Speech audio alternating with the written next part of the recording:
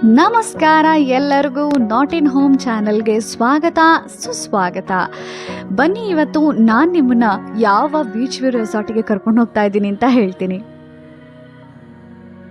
ಗುರು, ಆಚೆ ಕಡೆನೇ ಇಷ್ಟು ದೊಡ್ಡದಿದೆ, ಇನ್ನು ಒಳಗೆ ಇನ್ನೆಷ್ಟು ದೊಡ್ಡದಿರುತ್ತೋ ರೂಮ್ಗಳು.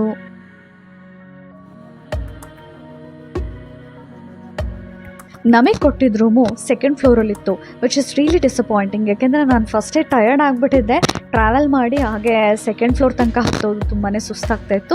ಅದು ಅಲ್ಲದೆ ಬ್ಯಾಕ್ ಆ್ಯಂಡ್ ಫೋರ್ತ್ ಹೋಗೋದು ಬರೋದು ಇದ್ದೇ ಇರುತ್ತೆ ರೂಮ್ಗೆ. ಸೊ ಹಾಗಾಗಿ and another one disappointing thing is, ಈ ರೂಮ್ಗೆ ಬಾಲ್ಕನಿ ಇರಲಿಲ್ಲ. So I was missing balcony this time.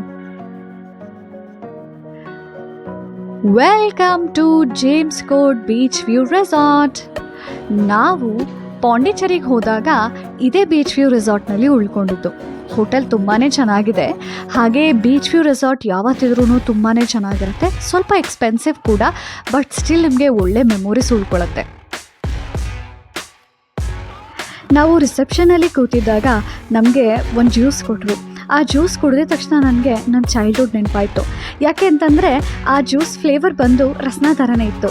ಈಗ ನಮಗೆ ರಸ್ನ ಸಿಗ್ತಿಲ್ಲ ಅಂತ ಅನಿಸುತ್ತೆ, ಬಟ್ ನನಗೆ ಆ ಒಂದು ಚೈಲ್ಡ್ಹುಡ್ ಮೆಮೊರಿ ಏನಿತ್ತು ತುಂಬಾ ನೆನಪಾಯಿತು. ಯಾಕೆಂದರೆ ನಾನು ಚಿಕ್ಕವಳಿರ್ಬೇಕಾದ್ರೆ ನಮ್ಮ ಅಮ್ಮನ ಹತ್ರ ₹1 ₹2 ಇಸ್ಕೊಂಡು ರಸ್ನ ಕುಡ್ದಿದ್ದು ನೆನಪಿದೆ.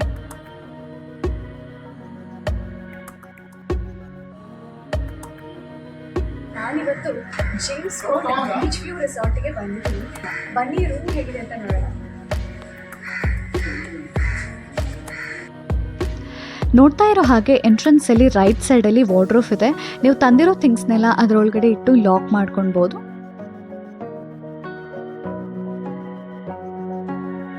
ವಾರ್ಡ್ರೋಬ್ ಪಕ್ಕನೇ ಟೇಬಲ್ ಇದೆ, ಅಲ್ಲೂ ಏನಾದರೂ ಇಟ್ಕೋಬೋದು ನಾವು. ಲೆಫ್ಟ್ ಸೈಡಿಗೆ ಟರ್ನ್ ಆದರೆ ನಮಗೆ ವಾಶ್ರೂಮ್ ಸಿಗುತ್ತೆ. ವಾಶ್ರೂಮ್ ಹೇಳ್ಕೊಳ್ಳೋ ಅಂಥದ್ದು ಏನಿಲ್ಲ, ನಾರ್ಮಲ್ ಆಗಿದೆ. ಶವರ್ ಇದೆ ಮತ್ತು ಸಿಂಕ್ ಇಟ್ಟಿದ್ದಾರೆ ಅಷ್ಟೇ.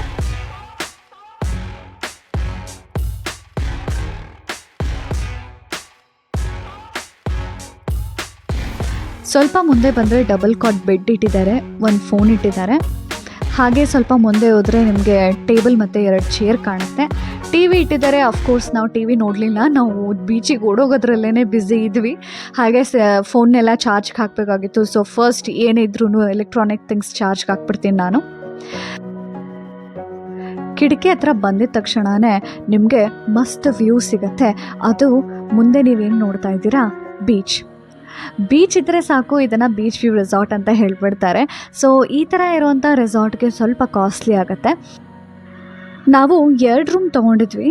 ಆ 2 ರೂಮಿಗೆ ನಾವು ಟೋಟಲಾಗಿ 9,500 ಕೊಟ್ಟಿದ್ವಿ. ಸೊ ಬೀಚ್ ವ್ಯೂ ರೆಸಾರ್ಟ್ ಆಗಿರೋದ್ರಿಂದ ಸ್ವಲ್ಪ ಕಾಸ್ಟ್ಲಿನೇ.